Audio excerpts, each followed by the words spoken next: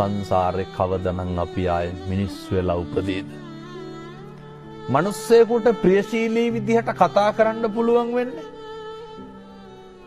මිනිස්සු වෙලා ඉපදුනොත් විතරයි. අඬ දබර වෙන්න කෑකෝ ගහන්න ඒවට ඕන තරම් ආත්ම තියෙනවා. දැන් බල්ලෙක් තව බල්ලෙක් දැක්කහම මොකද කරන්නේ? අපි වගේ කොහෙද යන්නේ කියලා අහනවද? බුරාගෙන පනිනවා. හපන්ඩොට්ටු වෙනවා. මට කියන්න සත්ව ලෝකයේ තුල සතෙක් තවත් සතෙකුට බය නැතුව ඉන්නේ මොන සතාද? හැම සතෙක්ම ඉන්නේ තවත් සතෙකුට බයෙන්.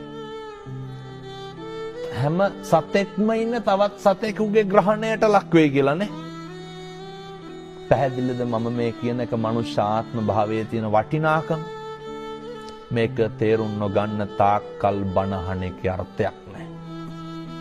කෙනෙකුට දෙන්න පුළුවන් දෙයකට තියෙන්නේ වතුර වීදුරුවක් නම් ඒක බොහොම ගෞරවයෙන් දෙන්න.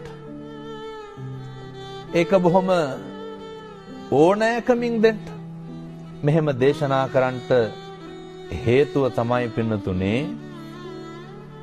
අපිට සංසාරේ කවදානම් ආයේ මිනිස්සෙකුට මම මේ වතුර වීදුරුවක් කීවේ මේක බොහොම සරල දෙයක් රුපියල් 50ක්වත් යන්නේ නැහැ. කවදානම් ආයේ කෙනෙකුට වතුර ටිකක් දෙන්න. සමහරු කියනවා නේද ඔය වතුර ටිකක්වත් දෙන්නේ නැහැ උන්ට කියලා. කොහොමද මිනිස්සු එහෙම කියන්නේ? ඒ වැරදි අඩුපාඩු වෙන එක ඒ මිනිස්සුන්ගේ වැඩක්.